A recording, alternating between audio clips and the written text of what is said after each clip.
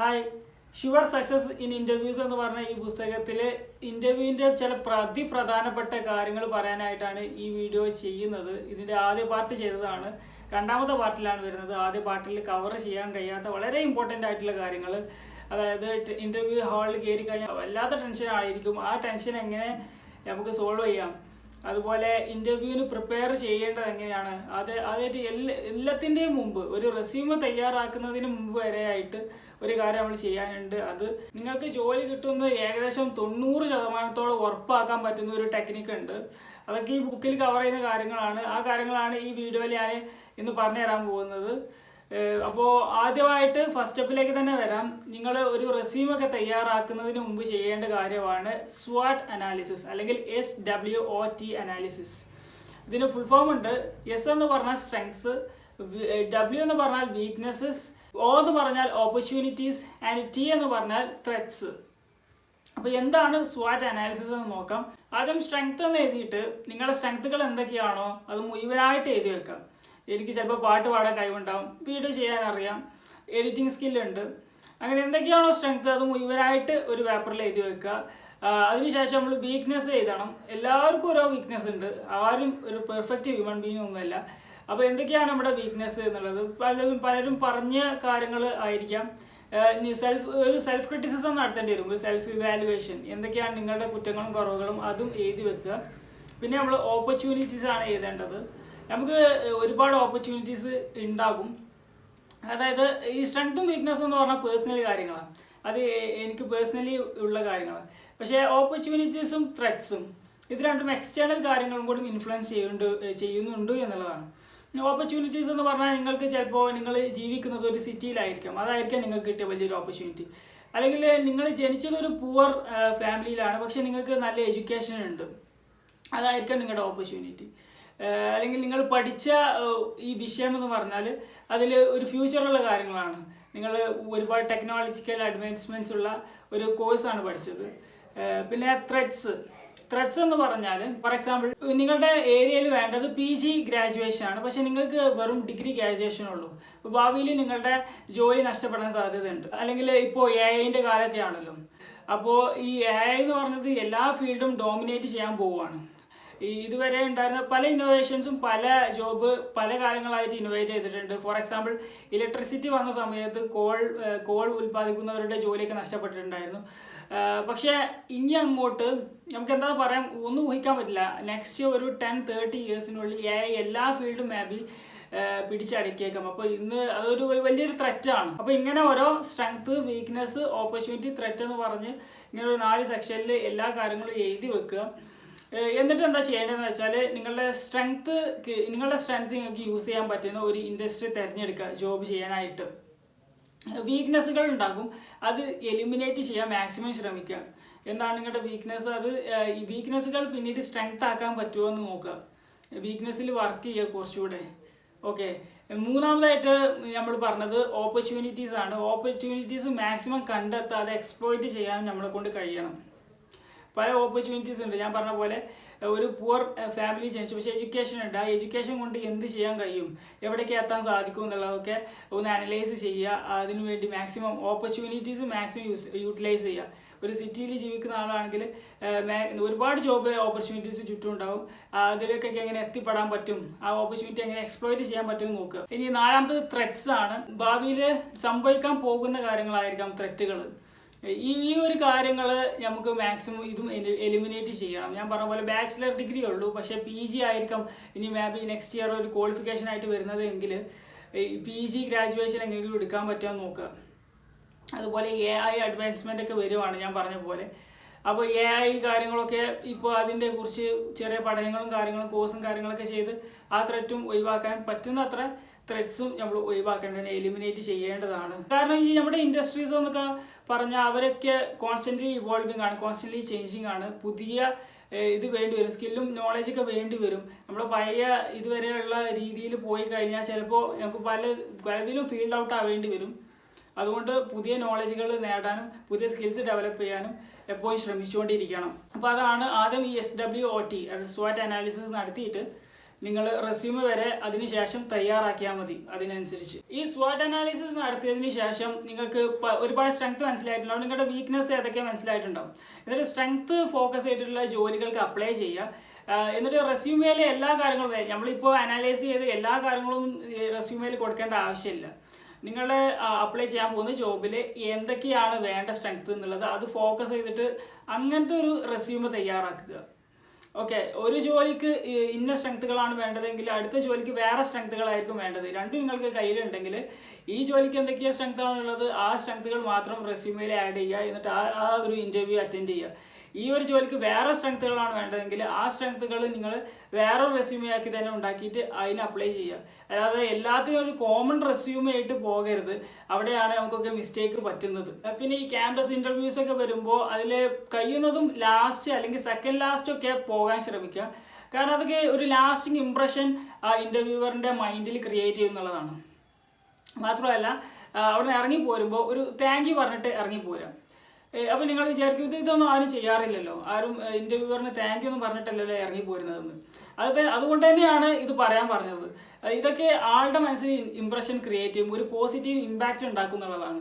നിങ്ങൾ ഒരു നന്ദി പറഞ്ഞു, എത്ര മോശമായിക്കോട്ടെ ആ ഇൻ്റർവ്യൂ നന്നായിട്ട് നിങ്ങൾക്ക് അറ്റൻഡ് ചെയ്യാൻ പറ്റിയില്ലെങ്കിൽ ലാസ്റ്റ് അവരുടെ ഒരു സമയത്തിന് താങ്ക് യു പറഞ്ഞിട്ട് വേണം അവിടെ നിന്ന് ഇറങ്ങി പോരാൻ. ജോബ് ഹണ്ടിങ് ആണ് ഏറ്റവും ഭയങ്കര ബുദ്ധിമുട്ടുള്ള ഒരു ടാസ്ക്. ഇന്ന് നമുക്ക് വർക്കൊന്നും കണ്ടുപിടിക്കാൻ തന്നെ കഴിയണില്ല എന്ന് പറയാം. പക്ഷെ പലതിൻ്റെയും ആൻസേഴ്സ് സിമ്പിളാണ്. അതായത് നിങ്ങൾക്ക് അറിയാവുന്ന ആളുകളിൽ നിന്ന് തന്നെ നിങ്ങൾക്ക് ജോലി കിട്ടും, കണ്ടുപിടിക്കാൻ കഴിയും എന്നുള്ളതാണ്. ഫോർ എക്സാമ്പിൾ, നിങ്ങളുടെ കൂടെ പഠിച്ച സുഹൃത്തുക്കൾ, അതുപോലെ നിങ്ങളുടെ റിലേറ്റീവ്സ്, നിങ്ങളുടെ കോളേജിൽ നല്ല അലുമിനി മെമ്പേഴ്സിനൊക്കെ അറിയുമെങ്കിൽ അതുപോലെ തന്നെ നിങ്ങളുടെ ടീച്ചേഴ്സ്, ഇവരൊക്കെ നിങ്ങളുടെ ജോലി കിട്ടാൻ വേണ്ടി, നിങ്ങൾക്ക് ജോലി കണ്ടെത്താൻ വേണ്ടി സഹായിക്കും എന്നുള്ളതാണ്. ഇവരൊക്കെ ആയിട്ട് നല്ലൊരു കണക്ഷൻ കീപ്പ് ചെയ്യുക, ഇവരെ ആയിട്ട് കോണ്ടാക്ട് ചെയ്യുക. ഇവർ ഏതെങ്കിലും ഇൻ്റർവ്യൂവിന് പോയിട്ട് അത് റിജക്റ്റ് ചെയ്തിട്ടുണ്ടെങ്കിൽ അത് ആ ഒരു പൊസിഷന് നിങ്ങൾക്ക് കിട്ടുമെന്ന് അവരെ ഒന്ന് വിളിച്ച് അന്വേഷിക്കാം. മാത്രമല്ല ഇവരുടെ റെക്കമെൻഡേഷനും കൂടി ഉണ്ടാകുമ്പോൾ ആ ഒരു ഇൻ്റർവ്യൂവിന് നിങ്ങൾ മുമ്പ് പോയിട്ടുണ്ടെങ്കിൽ അതിൽ ചാൻസ് ഉണ്ട്, നിങ്ങൾക്ക് ആ ഒരു ജോബ് കിട്ടാനുള്ള ചാൻസ് ഉണ്ട്. പിന്നെ കഴിഞ്ഞ ഒരു 6 മാസമായിട്ടൊക്കെ നിങ്ങൾ ഇൻ്റർവ്യൂവിന് പോയിക്കൊണ്ടിരിക്കുവാണ്, പക്ഷേ നിങ്ങൾക്ക് ജോലിയൊന്നും ഇല്ലാന്നുണ്ടെങ്കിൽ നിങ്ങൾ ആ കഴിഞ്ഞ 6 മാസത്തെ ഇൻ്റർവ്യൂവിലേക്കൊക്കെ ഒന്ന് തിരിച്ചു പോകണം. ഏതൊക്കെ ആദ്യം കൊടുത്ത ഇൻ്റർവ്യൂ ഏതാണ് എന്നൊക്കെ നോക്കിയിട്ട് അവരൊക്കെ ഒന്ന് വിളിക്കണം. ഒരു ഫോളോ അപ്പ് വേണം. ഇൻ്റർവ്യൂ കൊടുത്തു കഴിഞ്ഞു അതല്ല, ഇൻ്റർവ്യൂവിൽ ഒരു ഫോളോ അപ്പ് ചെയ്യണം. ഫോളോ അപ്പ് ചെയ്താലേ അവർക്ക് മനസ്സിലാവും ഓ നിങ്ങൾക്ക് ഇപ്പോഴും ജോലിയോട് ഇൻട്രസ്റ്റ് ഉണ്ടെന്നൊക്കെ. മാത്രമല്ല ആദ്യം റിക്രൂട്ട് ചെയ്ത ആളുകളൊക്കെ അവിടുന്ന് ഒഴിഞ്ഞു പോകാനുള്ള എല്ലാ സാധ്യതയുണ്ട്. അത് പല കാരണങ്ങൾ കൊണ്ടായിരിക്കാം. അവർക്കൊരു ബെറ്റർ ഓപ്പർച്യൂണിറ്റി കിട്ടിയിട്ടുണ്ടാവാം, അല്ലെങ്കിൽ അവർ കൂടുതൽ എഡ്യൂക്കേഷൻ നേടാൻ വേണ്ടി പോയിട്ടുണ്ടാവും, അല്ലെങ്കിൽ ഒരു കോമ്പറ്റേറ്റീവ് എക്സാം എഴുതാൻ പോയിട്ടുണ്ടാവും.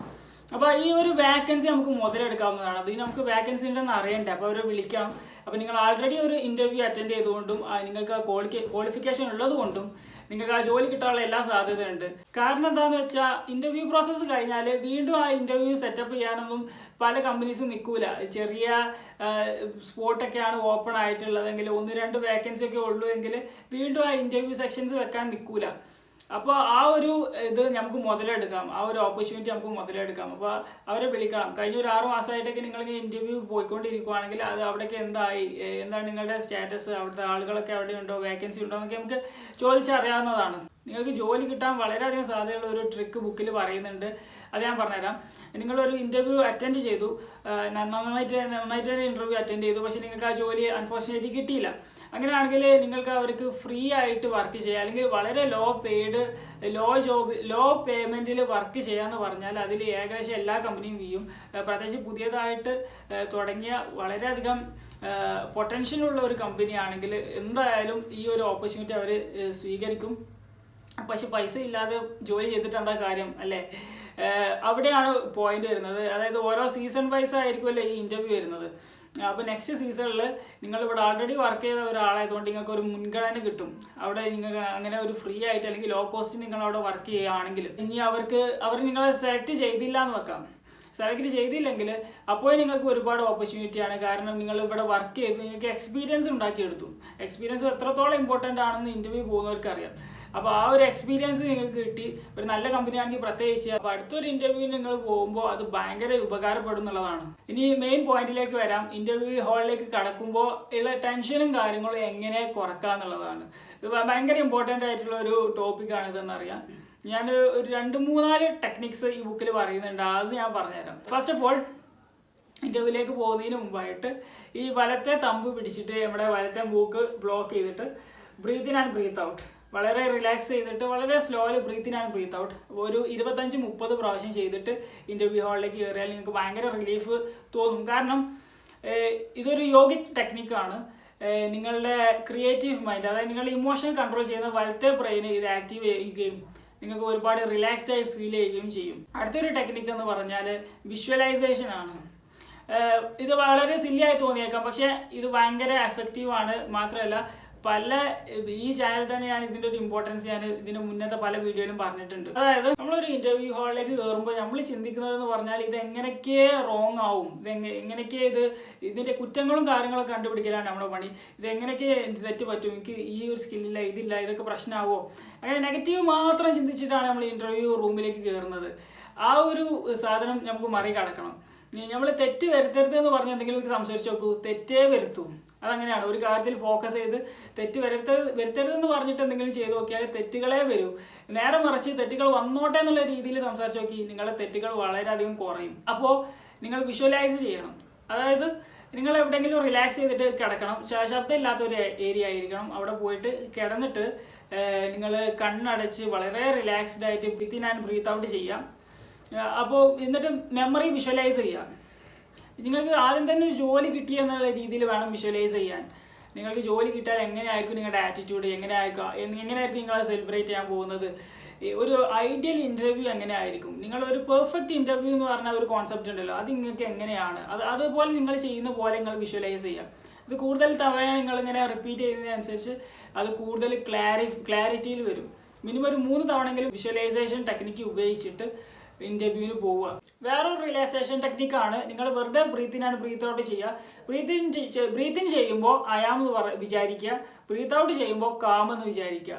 ഐ ആം കാം അങ്ങനെ slowly breathe in and breathe out. I am calm, ഞാൻ സമാധാനത്തോടെ ഇരിക്കുന്നു, ഞാൻ വളരെയധികം ടെൻഷൻ ഇല്ലാതെ ഇരിക്കുന്നു. അങ്ങനെ ബ്രീത്ത് ഇൻ ആൻഡ് ബ്രീത്ത് ഔട്ടിൽ ആ ഒരു ഐ ആം കാം എന്നുള്ളത് ഇങ്ങനെ പ്രാക്ടീസ് ചെയ്യുക. ഇനി ഇന്റർവ്യൂ ഹാളിൽ എന്താ സംഭവിക്കുന്നത്? ഒരാൾ നിങ്ങളോട് ചോദ്യം ചോദിക്കുന്നു, നിങ്ങൾ ഉത്തരം പറയുന്നു.